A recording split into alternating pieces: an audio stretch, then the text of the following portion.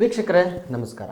ನಾನು ಮಹೇಶ್ ಸುಣಗ. ನನ್ನ ಜೊತೆ ಇದ್ದಾರೆ ಪುಣ್ಯ ಗೌಡ. ಕಾನೂನು ಕಾಯುವಂತ ಅಧಿಕಾರಿ ಅಂದ್ರೆ ಆರಕ್ಷಕನೇ ಲೋಕಾಯುಕ್ತರ ಬಲೆಗೆ ಬೀಳೋದು ಅಂದ್ರೆ ಏನರ್ಥ? ಅಸಲಿಗೆ ಏನ್ ನಡೆದಿದೆ? ನಿನ್ನೆಯಿಂದ ಸಾಕಷ್ಟು ಮೀಡಿಯಾದಲ್ಲಿ ವೈರಲ್ ಆಗ್ತಾ ಇರೋಂಥ ವಿಷಯ. 4 ಲಕ್ಷ ಲಂಚ ತಗೊಳಕ್ ಹೋದಾಗ ಇನ್ಸ್ಪೆಕ್ಟರ್ ಗೋವಿಂದ ರಾಜು ತಗಲಾಕೊಂಡಿದ್ದಾರೆ. ಏನು ಅಂತೀರಾ? ಈ ಜನ ಮಾತಾಡೋದಕ್ಕೂ ಇಲ್ಲಿ ನಿನ್ನೆ ನಡೆದಿರೋದಕ್ಕೂ ಇವತ್ತು ನಡೀತಾ ಇರೋದಕ್ಕೂ ಎಲ್ಲಿಲ್ಲದು ಒಂದು ಸಂಬಂಧ.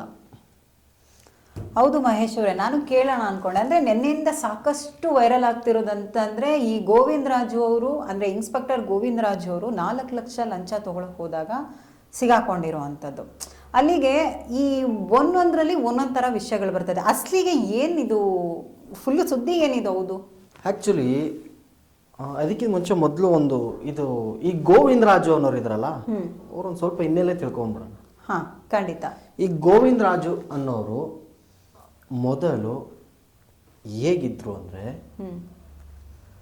It's A rough and tough and man. ವಾ, ಓಕೆ. ಆ ಥರ ಇದ್ದವರು ಇತ್ತೀಚೆಗೆ ಬೆಂಗಳೂರಿಗೆ ವರ್ಗಾವಣೆ ಆಗ್ತಾರೆ. KP ಅಗ್ರಹಾರ ಪೊಲೀಸ್ ಸ್ಟೇಷನ್ಗೆ ವರ್ಗಾವಣೆಯಾಗಿ ಜಾಸ್ತಿನ ಕೆಲವು ತಿಂಗಳುಗಳಷ್ಟೇ ಆಗಿರೋದು.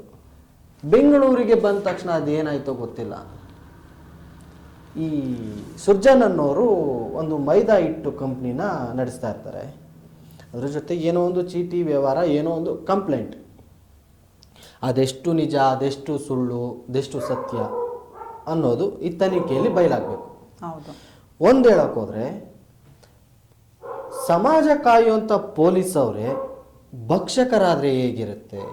ಸಮಾಜವನ್ನು ಕಾದು ಮುನ್ನಡೆಸುವಂಥ ಪೊಲೀಸರು ಈಗ ಭಕ್ಷಕರಾಗ್ಬಿಟ್ಟಿದ್ದಾರೆ. ಎಲ್ಲಿ ನೋಡಿದ್ರು ಭ್ರಷ್ಟಾಚಾರ, ಲಂಚ, ಆ ಕಚೇರಿಗೆ ಹೋದ್ರು ಲಂಚ, ಎಲ್ಲೋದ್ರು ಲಂಚ. ನಮಗೆ ಕರ್ನಾಟಕ ಪೊಲೀಸ್ ಅಂತ ಒಂದು ಹೆಸರು ಇತ್ತು ಮೇಡಮ್. ಎಷ್ಟು ಚೆನ್ನಾಗಿ ಗೊತ್ತಾ? ಇಲ್ಲ, ತುಂಬಾ ಇವಾಗ್ಲೂ ನಮ್ಮಲ್ಲಿ ಈಗಲೂ ಅಷ್ಟೇ ಎಷ್ಟು ರಫ್ ಅಂಡ್ ಟಫ್ ಮತ್ತೆ ನಿಯತ್ತಿನ ಅಧಿಕಾರಿಗಳಿದ್ದಾರೆ ಅಂದ್ರೆ ಅವ್ರಿಗೆಲ್ಲ ಇದು ಕೆಟ್ಟ ಹೆಸರು. ಹೌದು, ಇಡೀ ಡಿಪಾರ್ಟ್ಮೆಂಟೇ ತಲೆ ತಗ್ಗಿಸುವಂಥದ್ದೇ ಕೆಲಸ ಆಗಿದ್ದು ಇದು. ಹೌದು. ಆದರೆ ಈ 4 ಲಕ್ಷ ಪ್ರಕರಣ ಏನು ಅಂದರೆ, ಒಂದು ಸುಜನ್ ಅನ್ನೋ ಒಂದು ಕುಟುಂಬ, ಅವರು ಒಂದು ಮೈದಾ ಹಿಟ್ಟು ಕಂಪ್ನಿ ನಡೆಸ್ತಾ ಇರ್ತಾರೆ. ಅವರು ದೇಶ ವಿದೇಶಗಳಿಗೆ ತನ್ನ ಈ ಮೈದಾ ಹಿಟ್ಟು ಬರುತ್ತಲ್ಲ ಅದನ್ನು ರಫ್ತು ಮಾಡ್ತಾ ಇದ್ರು.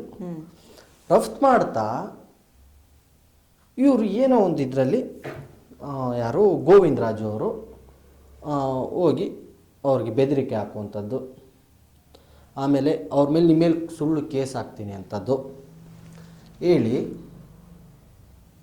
ನಿನ್ನ ಮೇಲೆ ಈ ಸುಳ್ಳು ಕೇಸು ದಾಖಲಾಗಬಾರ್ದು, ನೀನು FIR ಆಗಬಾರ್ದು ಅಂತಂದರೆ ನನಗೆ ಇಷ್ಟು ಲಕ್ಷ ದುಡ್ಡು ಕೊಡಬೇಕು ಅನ್ನೋ ಬೇಡಿಕೆನ ಇಡ್ತಾರೆ. ಯಾರು? ಈ ಗೋವಿಂದ ರಾಜು. ಆಯಿತು ಅಂಥೇಳಿ ಮೊದಲನೇದಾಗಿ ಈ ಸುಜನ್ ಅನ್ನೋರು 1 ಲಕ್ಷ ರೂಪಾಯಿ ಅಡ್ವಾನ್ಸ್ ಕೂಡ ಕೊಡ್ತಾರೆ.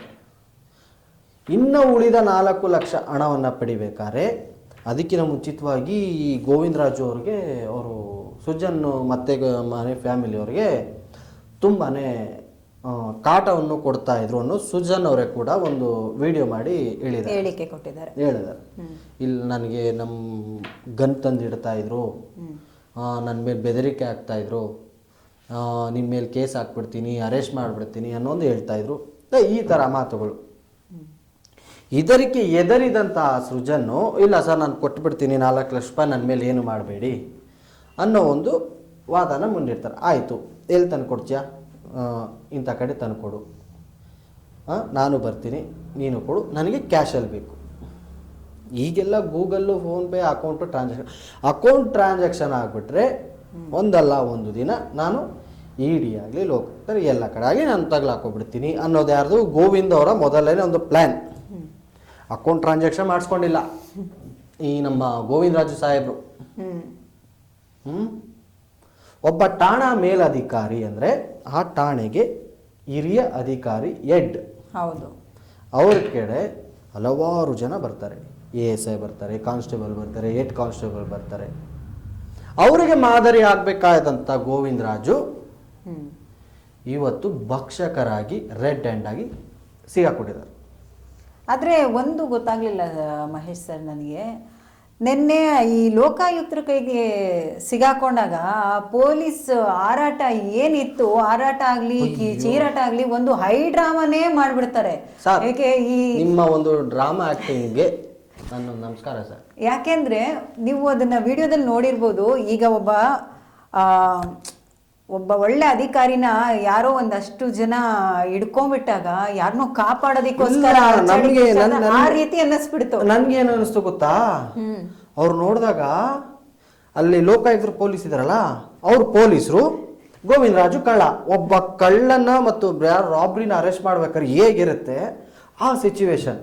ಒಬ್ಬ ಕಳ್ಳ ಕೂಗಾಡೋ ಇದರಲ್ಲಿ ಏನದು ಸ್ವಾಮಿ, ನೀವೇ ಒಬ್ರು ಪೊಲೀಸ್ ಅವರಾಗಿ, ನೀವೇ ಒಬ್ರು ಠಾಣಾಧಿಕಾರಿಯಾಗಿ, ನೀವು ಇನ್ಸ್ಪೆಕ್ಟರ್ ಆಗಿ ಆ ಥರ ಬಿಹೇವ್ ಮಾಡ್ತೀರಾ, ಈ ಡ್ರಾಮಾ ಏನು ಸ್ವಾಮಿ ಈಗ ಮೇಡಮ್ ಈಗಷ್ಟೇ ಬೆಳವಣಿಗೆ ಆಗ್ತಾ ಇದೆಯಲ್ಲ, ಈ ಲೋಕಾಯುಕ್ತ ಅರೆಸ್ಟ್ ಮಾಡಿದ್ರು 4 ಲಕ್ಷ ವಶಪಡಿಸ್ಕೋಬೇಕಾದ್ರೆ ಇದು ಮಾಡಿದ್ರಲ್ಲ, ಈ ಸಿಚುವೇಶನಲ್ಲಿ ಈಗೊಂದಷ್ಟು ಬೆಳವಣಿಗೆಗಳು ಕಾಣಿಸ್ತಿವೆ.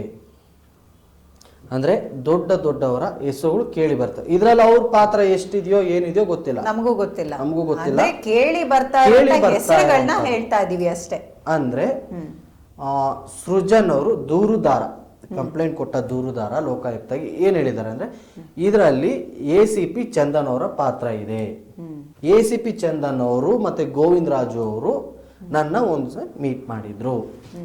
ಅವರು ಕೂಡ ಇದು ಮಾಡ್ತಾ ಇದ್ರು. ಮತ್ತೆ ಗೋವಿಂದರಾಜು ಹೇಳ್ತಾರೆ ACP ಚಂದನ್ ಅವ್ರಿಗೆ 20 ಲಕ್ಷ ರೂಪಾಯಿ ಕೊಡಬೇಕು, ನಾನು 20 ಲಕ್ಷ ರೂಪಾಯಿ ಕೊಡಬೇಕು, ನನಗೆ ಅಮೌಂಟ್ ಕೊಡು. ಈ ಇದರಲ್ಲಿ ಟೋಟಲ್ಲು 5 ಜನ. ACP ಚಂದನ್ ಅಂದ್ರೆ ನಿಮ್ಮೆಲ್ರಿಗೂ ಗೊತ್ತಿರತ್ತೆ ಯಾರು ಅಂತ, ನಾವು ಪೂರ್ತಿ ಹೇಳೋದು ಬೇಡ ಅಂತ ಅನ್ಕೊಳ್ತೀನಿ. ಇಲ್ಲ, ACP ಚಂದನ್ ಅನ್ನು ಅವರು ಒಂದು ಇದಿದೆ, ಓಕೆ, ಅದು ಅವ್ರನ್ನ ಬಟ್ ಎಷ್ಟು ಮಟ್ಟಿಗೆ ಎಷ್ಟಿದೆಯೋ ಗೊತ್ತಿಲ್ಲ. ಕೇಳಿ ಬರ್ತಾರೋ ಹೆಸರಂತೂ ಕೇಳಿ ಬರ, ಅಂದ್ರೆ ದೂರುದಾರ ಹೇಳಿರೋಂಥದ್ದು ಅವರೇ, ಯಾರು ಸೃಜನ್ ಅವರು ಹೇಳಿರೋಂಥ ಇದು. ಈಗ ಇಂಥ ಪೊಲೀಸ್ ಅವ್ರಿಗೆ ಈ ತರ ಲಂಚ ಬಾಕರಿಗೆ ಏನ್ ಹೇಳಬೇಕು, ಏನ್ ಹೇಳ್ತೀರಾ? ಒಬ್ಬ ಮನುಷ್ಯ ಒಂದು ಕೆಲಸಕ್ಕೆ, ಒಂದು ಗೌರ್ಮೆಂಟ್ ಆಫೀಸ್ಗೆ ಹೋದ್ರೂ ಲಂಚ ಕೊಡಬೇಕು, ಎಲ್ಲೇ ಹೋದ್ರೂ ಲಂಚ ಕೊಡಬೇಕು, ಒಂದು ಸ್ಟೇಷನ್ ಮೆಟ್ಲ ಹತ್ತಿರ ಲಂಚ ಕೊಡಬೇಕು, ನಂದೊಂದು ಮೊಬೈಲ್ ಕಳೆದು ಹೋಗಿದೆ, ನನ್ನ ಬೈಕ್ ಕಳೆದು ಹೋಗಿದೆ, ನಂದೇನೋ ಒಡವೆ ಕಳೆದು ಹೋಗಿದೆ, ಹುಡ್ಕೊಡಿ ಸ್ವಾಮಿ ಅಂದರೆ ಎಷ್ಟು ತಂದಿದ್ಯಾ, ಎಷ್ಟು ಕೊಡ್ತೀಯಾ, ಸಿಕ್ಕಾದ್ಮೇಲೆ ಎಷ್ಟು ಕೊಡ್ತೀಯಾ? ಅದು ನೀವು ಇನ್ವೆಸ್ಟಿಗೇಷನ್ ಮಾಡ್ತಿರೋ ಬಿಡ್ತಿರೋ ಅದು ಬೇರೆ ಪ್ರಶ್ನೆ ಸ್ವಾಮಿ. ಅಲ್ಲ, ಹಂಗೆ ನಾವು ಪೊಲೀಸ್ ಸ್ಟೇಷನ್ ಹೋದಾಗ ಲಂಚ ಕೇಳೋದು ಅದು ಓಕೆ. ಈಗ ಏನೋ ಕಳ್ಕೊಂಡು ಬಂದಿದ್ದಾರೆ ಅದು, ಯಾಕೆಂದ್ರೆ ನಾವು ತುಂಬಾ ಕಡೆ ಆಲ್ಮೋಸ್ಟ್ ನೋಡಿರ್ತೀವಿ, ಒಬ್ಬೊಬ್ಬರ ಅಂತಲ್ಲ, ಕೆಲವೊಂದು ಸ್ಟೇಷನಲ್ಲಿ ಕೆಲವೊಂದು ಕಡೆ ತುಂಬಾ ಒಳ್ಳೆ ಅಧಿಕಾರಿಗಳಿದ್ದಾರೆ, ಯಾವುದೇ ತರ ಲಂಚ ಆಗ್ಲಿ ಇದಾಗಿ ಇಲ್ಲ, ನೀವ್ ಹೇಳಿದ್ ಕರೆಕ್ಟ್. ಕೆಲವೊಂದು ಕಡೆ ಮಾತ್ರ ಈಗಲೂ ಸಹಿತ ಪ್ರಾಮಾಣಿಕೆ ನಿಷ್ಠೆಯಿಂದ ಕೆಲಸ ಮಾಡುವಂತ ಅಧಿಕಾರಿಗಳು ಒಂದಲ್ಲ ಎಷ್ಟೋ ಜನ ಇದ್ದಾರೆ. ಅವ್ರಿಗೆ ನಮ್ ಕಡೆಯಿಂದ ಹ್ಯಾಟ್ಸ್ ಆಫ್. ಬಟ್ ಇಲ್ಲಿ ಹೆಂಗೆ ಅಂದ್ರೆ ನೀವು ಹೇಳ್ದಾಗೆ ಏನೋ ಕಳ್ದೋಗಿದೆ, ಏನೋ ಆಗಿದೆ ಅಂತ ಕಂಪ್ಲೇಂಟ್ ಕೊಡಕ್ ಹೋದಾಗ ಅವರು ಲಂಚ ಕೇಳೋದು ಓಕೆ. ಇಲ್ಲ, ಆಲ್ರೆಡಿ ಅವರೇ ಏನೋ ಬಿಸ್ನೆಸ್ ಮಾಡ್ತಾ ಇದ್ದಾರೆ, ಏನೋ ಚೀಟಿದ್ ಏನೋ ಒಂದು ಮಾಡ್ಕೊಂಡು ಮಾಡ್ತಿದ್ದಾರೆ, ಅವ್ರು ಬೆಳೆಯೋದಕ್ಕೆ ಏನೋ ಮಾಡ್ತಿದ್ರೆ ಅವ್ರ ಮೇಲೆ ಬಂದು ಇವ್ರು ಲಂಚ ಕೇಳೋದು, ಇದು ಎಷ್ಟರ ಮಟ್ಟಿಗೆ ಕರೆಕ್ಟು ಅಂತ. ಈಗ ನಮಗೆ ಬಂದಂತ ಒಂದು ಮೂಲಗಳ ಮಾಹಿತಿ ಪ್ರಕಾರ, ಅದು ಸತ್ಯನೋ ಸುಳ್ಳು ನನಗೆ ಗೊತ್ತಿಲ್ಲ. ಹೌದು, ನಮಗೆ ಒಂದಷ್ಟು ಮಾಹಿತಿಗಳು ಕಲೆ ಹಾಕಿದ ಪ್ರಕಾರ ಗೋವಿಂದರಾಜು ಅವರು KP ಅಗ್ರಹಾರ ಸ್ಟೇಷನ್ ಬರ್ಬೇಕಾದ್ರೆ 1 ಕೋಟಿಯನ್ನ ಕೊಟ್ಟಿದ್ರು ಅನ್ನೋ ಒಂದು ಮಾಹಿತಿ ಇದೆ. 1 ಕೋಟಿ 1 ಕೋಟಿ ಕೊಟ್ಟಿದ್ರು ಅಂತ ಅಂದ್ರೆ ಅದು ನಿಜಾನೋ ಸುಳ್ಳ ಗೊತ್ತಿಲ್ಲ. ಕೆಲವೊಂದು ಬಲ್ಲ ಮೂಲಗಳಿಂದ ಬಂದಂತ ಮಾಹಿತಿ 1 ಕೋಟಿನ ಕೊಟ್ಟಿರ್ಬೋದು, ಕೊಟ್ಟಿಲ್ಲದೆ ಇದ್ರೂ ಇರ್ಬೋದು, ಅದು ಬೇಡ. ಆದ್ರೆ ಒಬ್ಬನ ಸುಳ್ಳು ಕೇಸಲ್ಲಿ ಸಿಗಾಕಿಸೋದಿಕ್ಕೆ, ಇಲ್ಲ ಆ ಕೇಸಿಂದ ಹೊರಗಡೆ ಬರೋದಿಕ್ಕೆ ಈ ಥರ ನೀವು ನಿಮ್ಮ ಅಧಿಕಾರನ ದುರ್ಬಳಕೆ ಮಾಡಿಕೊಂಡು ಲಂಚ ಸ್ವೀಕಾರ ಮಾಡ್ತೀರ, ಅದಕ್ಕೆ ನಿಮ್ಗೆ ನಾಚಿಕೆ ಅನ್ಸಲ್ವಾ ಹೇಳಿ?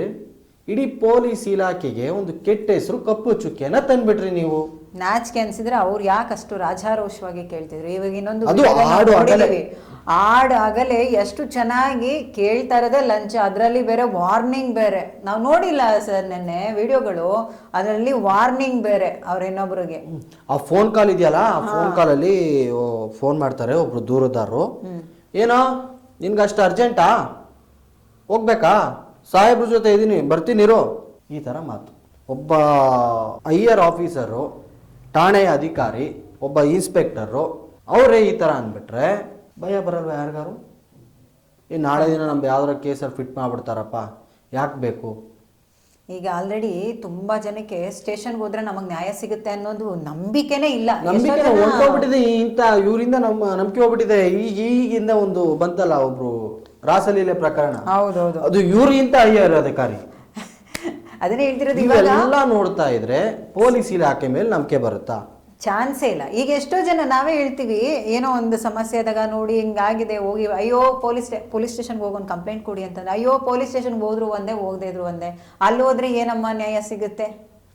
ಕಾಮನ್ ಆಗಿ ನಾವು ನೋಡ್ತಾ ಇರ್ತೀವಿ ದಿನನಿತ್ಯ. ಯಾವ್ದಾದ್ರು ಒಂದ್ ಹೇಳಿದ್ರೆ ಅಯ್ಯೋ ಅಲ್ಲಿ ಹೋದ್ರು ಒಂದೇ, ಕಂಪ್ಲೇಂಟ್ ತಗೊಳೋದಿಕ್ಕೆ ಒಂದಿನ ಮಾಡ್ತಾರೆ.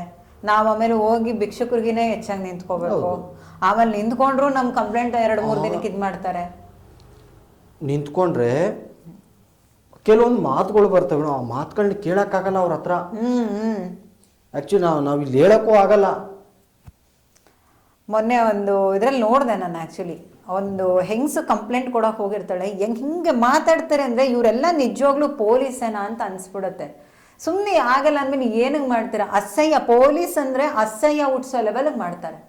ರೆಸ್ಪೆಕ್ಟ್ ಮಾಡ್ಬೇಕಂತ ಅನ್ಸದ. ಎಷ್ಟೋ ಒಳ್ಳೆ ಅಧಿಕಾರಿಗಳಿದ್ದಾರೆ ನಮ್ಮ ಇದರಲ್ಲಿ ಕರ್ನಾಟಕದಲ್ಲಿ, ಅವ್ರಿಗೆ ನಾವು ಎಷ್ಟು ರೆಸ್ಪೆಕ್ಟ್ ಮಾಡ್ತೀವಿ. ಪೊಲೀಸ್ ಅಂದ್ರೆ ಹಿಂಗಿರ್ಬೇಕಪ್ಪ ಅಂತ ಹೇಳ್ಬಿಟ್ಟು, ಇವ್ರುಗಳು ಮಾಡೋ ಕೆಲ್ಸಕ್ಕೆ ಎಷ್ಟು ಅಸಹ್ಯ ಬರುತ್ತೆ ಅಂದ್ರೆ, ಅಪ್ಪ ಪೊಲೀಸಾ ಅನ್ನೋ ಲೆವೆಲ್ಗೆ ಅಸಹ್ಯ ಬರುತ್ತೆ.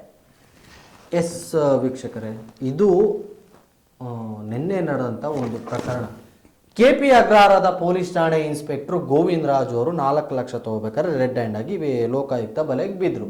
ಇದಕ್ಕಿಂತ ಮುಂಚೆ ದೂರುದಾರ ಸುರ್ಜನ್ ಅವರು ಹೋಗಿ ಲೋಕಾಯುಕ್ತ ಕಂಪ್ಲೇಂಟ್ ಕೊಟ್ಟಿದ್ದು. ಲೋಕಾಯುಕ್ತ ಟ್ರ್ಯಾಪ್ ಮಾಡಿ ಅವ್ರನ್ನ ಅರೆಸ್ಟ್ ಮಾಡಿದ್ಮೇಲೆ ಈಗ ದೊಡ್ಡವರ ಹೆಸರು, ಮುಂದೆ IR ಅಧಿಕಾರಿಗಳ ಹೆಸರು ಹೀಗೆ ಬೆಳಕೆ ಬರ್ತಾರೆ. ಎಸ್, ಕಾದು ನೋಡೋಣ. ಇದಾಗಿತ್ತು ಇವತ್ತಿನ ವಿಶೇಷ. ನಿರಂತರ ಸುದ್ದಿಗಾಗಿ ನೋಡ್ತಾ ಇರಿ ಜಿ ಕನ್ನಡ ನ್ಯೂಸ್. ನಾನು ಮಹೇಶ್ ಸುಣಗಾರ್. ನಾನು ಪುಣ್ಯ. Audio Jungle.